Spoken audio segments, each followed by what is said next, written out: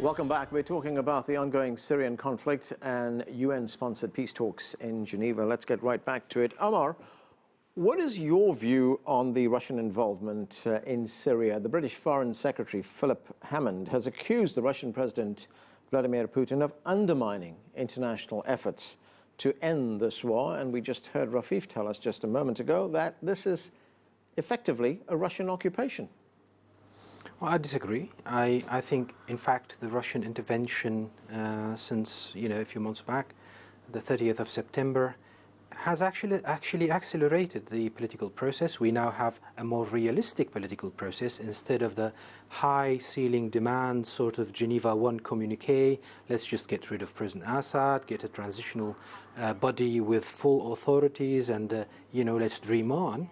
Now it's a bit more realistic, and let's have a national unity sort of government, and let's acknowledge that President Assad is going nowhere.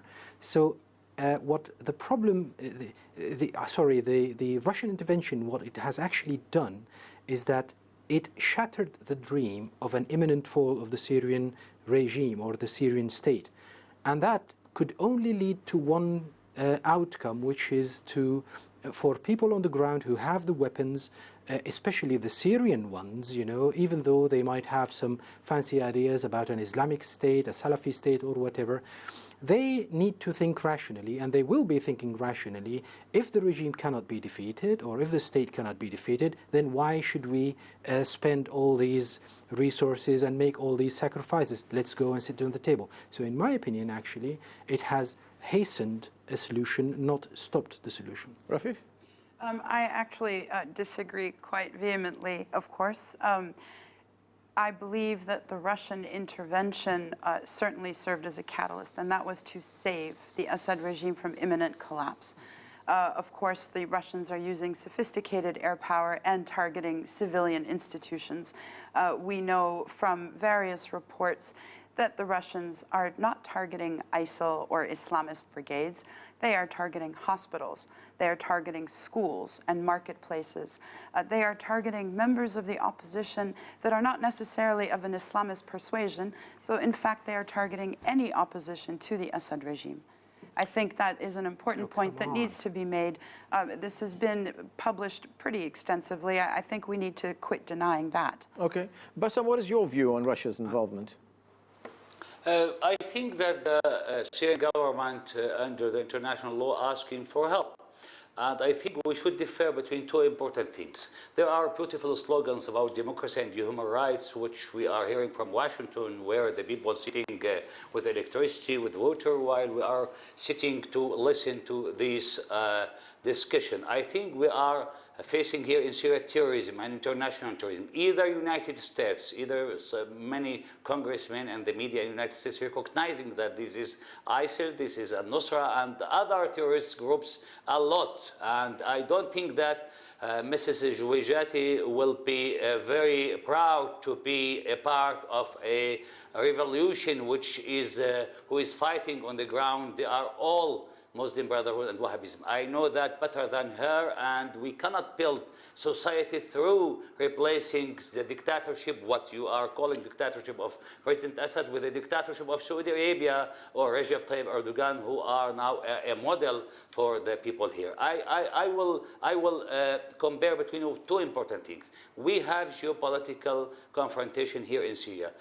We should stop to use the beautiful slogans about democracy, human rights, and freedoms. And if United States is serious to build democracy, they should start from Saudi Arabia, where is, I think, dictatorship very dirty, and which is dangerous for the generally the international security in the whole world. So I think if you will replacing Bashar al-Assad, the other model will be Al-Qaeda, ISIL, and its extremism in Syria.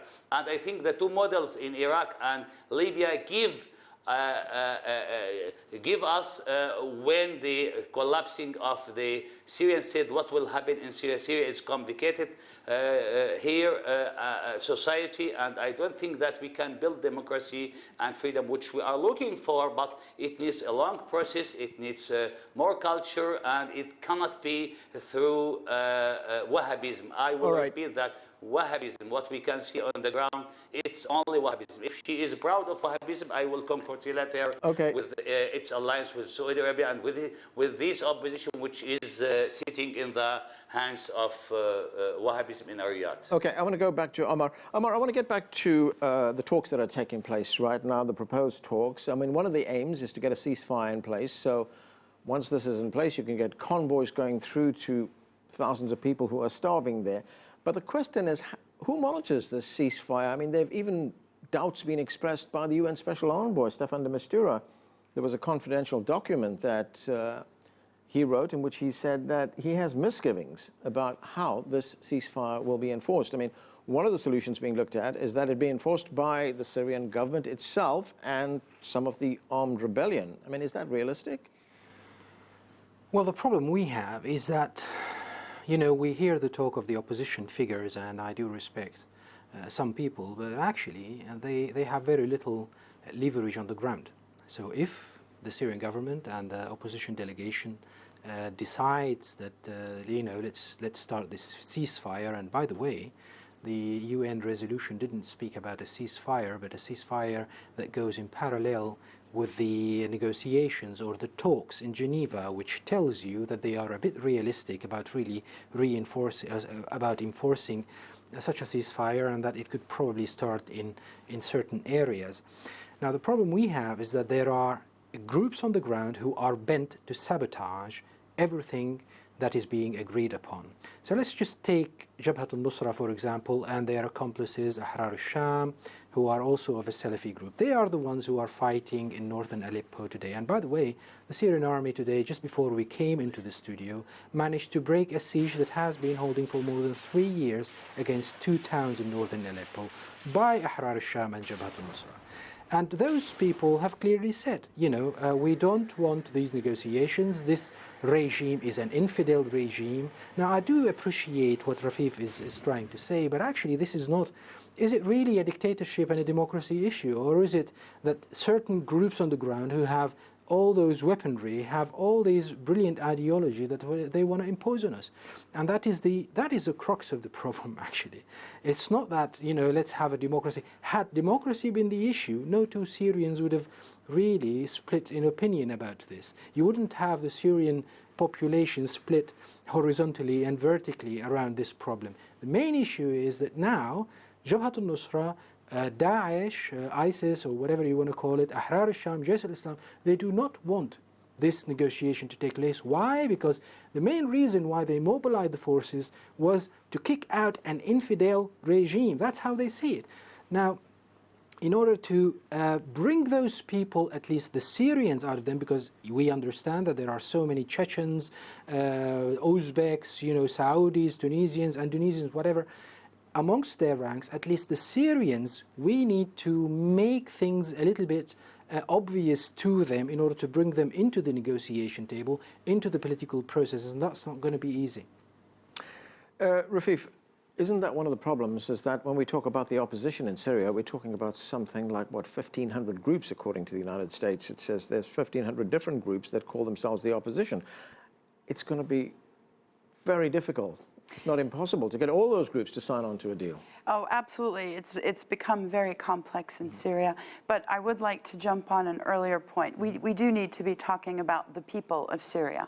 We need to be talking about not the politicians or those who call themselves politicians or experts on Syria. We need to be talking about civilians.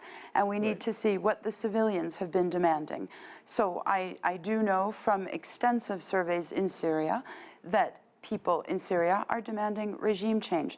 Yes, it is a question of democracy versus tyranny. That tyranny applies to the armed rebel groups that do have an Islamist, jihadist bent, who call anybody who doesn't agree with them infidels. But I would say that the Assad regime is equally guilty. The Assad regime has stood on a platform of secularism, which is false. It has stood on a platform of inclusiveness, which is false. We know today, after 300,000 dead, that anybody who is not pro-Assad is labeled as a terrorist, or when convenient, a Wahhabi supporter, or Al-Qaeda, or Daesh, or whatever names they can throw out. clearly this is not all of the opposition.